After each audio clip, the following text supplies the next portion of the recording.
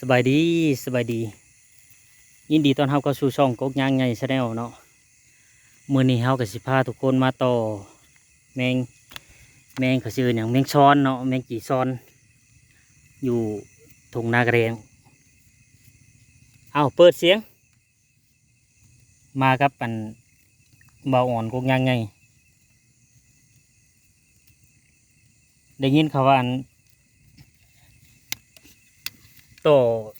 ใส่เสียงใส่MP3นี่เขาว่าได้ผลแต่บ่ฮู้ว่าสิได้ผลแท้หรือบ่เนาะเฮากับบ่ฮู้คือกันเฮากับบ่เคยลองคือกันอืมลองเบิ่ง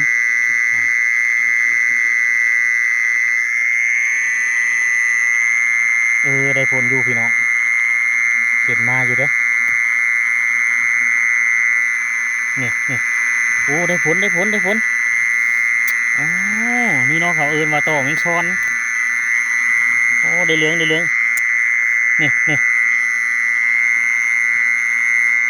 อ๋อเบิ่งนี่มันอือทุกคนเอ้ย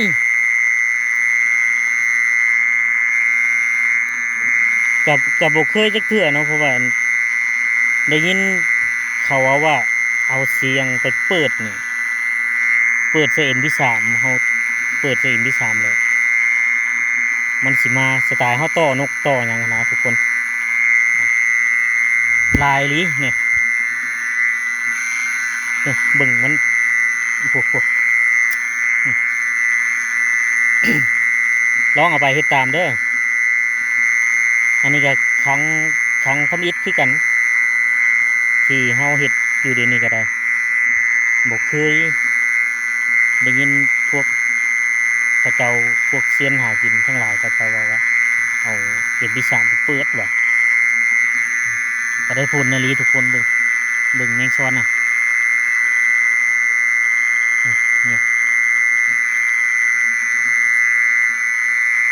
อืมถือว่าบ่ผิดหวัง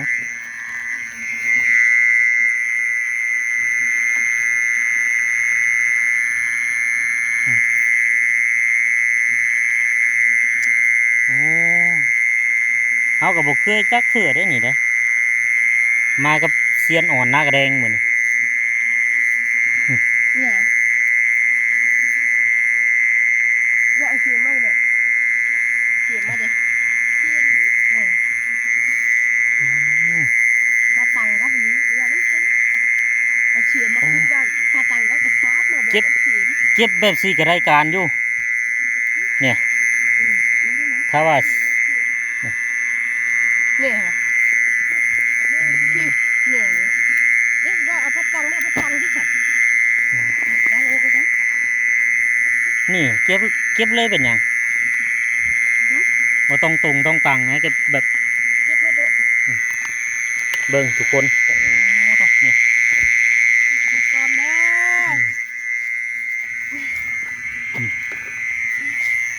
มากับเซียนอ่อนหน้ากระแดงเซียนไหนบัวฮูว่าไปทั้งใดมือนี่ว่า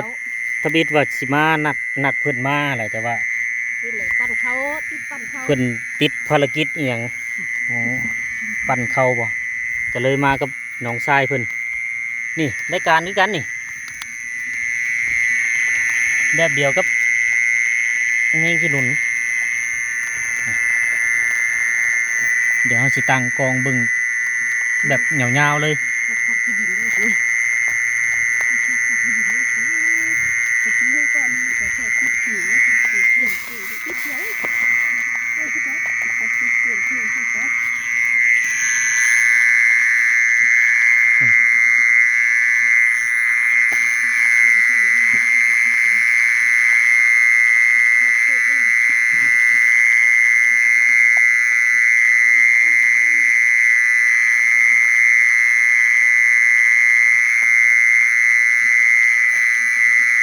ถือว่าบ่ผิดหวังเนาะไม่ว่าจีนนะจีนนะไม่นะเมกันเบิ้งทุกคนเข้ามาแป๊บเดียวนี่ เดี๋ยวเขาเช้าทีก่อน บ่ฮอด20 นาทีก็ได้ซ้ำนี้แหละถ้าว่าเขาเปิดโดนนี่มันสิซ้ำใด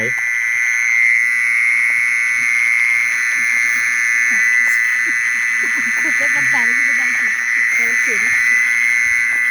ม่ได้ตาไม่ได้สิ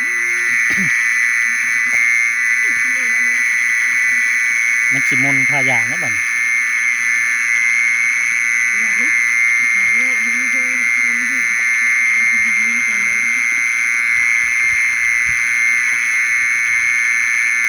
มาดีเลยคือ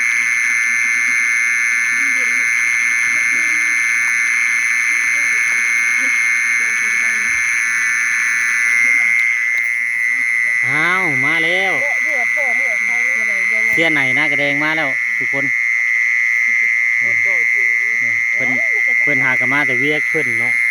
เข้ากับมาก่อนนะ ยกความโตอยังลืม เสียไหนหน้ากระแดงเราหากนมาแต่เวียกเรา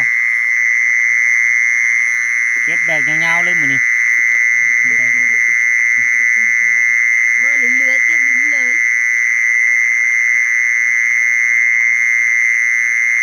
ห้ามย้ายตีน ตัวคืนต้องมีแต่คดี ถูกกูไปน้ำอยู่ที่ถูกลูกนั้นไปที่ถูกกู อ๋อใส่หนำใส่คุที่ฉันนี่มันเอาเงี้ยกระเพราปุ๋ยพวกก็ใช่ จักร กระเพราปุ๋ยกระต่ายที่เค็งๆนั่น แต่ไม่ใช่นะ ไปคูดเป็นไง มันบินที่พวกปู่ใส่คืนยังเหลือมากกระโชก ไม่แต่ที่กินเลยไม่ได้ก็บูแล้วเว้ยเล่าว่าจะไม่ให้อยู่ที่เป๊ะ ดื่มตู้จะมายุ่ยเขาย่าก็ไปเปิดเพลงตัวมันใหญ่ ยืนนะนี่ก็เอาฉันไป มันบดเบ็ดไว้ ชิวดัง คำลาอยากมาเถอะว่าเรากูก็ไปได้เชื่อมเลี้ยงแล้ว เก็บแบบยาวๆเลย บอกเขาโอนตั้งทึ่งกูเขา โอ้ใครอ่อนอ่อนน้องนะให้ไปหน่อย ไอ้ยากขึ้นพุ่ม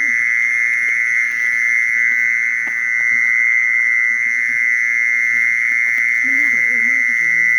มันบินออกมาเนี่ยบินตัวแบบมันเสียตัวมันกับไตเยอะมันพอปูได้อยู่ ได้แต่จะเอาไป เด้น่ะไปเห็นที่ไผ่เด่นแป้งนี่ก็กุ้งกระเด็น เขาไปเอาข้อนั่น อยู่นั่นเขาว่าอีกบอนหนึ่งอยู่อัน นอนบนแฮกคือลูกกินน้ำนะ ให้ตัวเป็นแค่บอกว่ามีบุ่งเพราะว่ามันเป็นน้องที่ตุ่มเนี่ย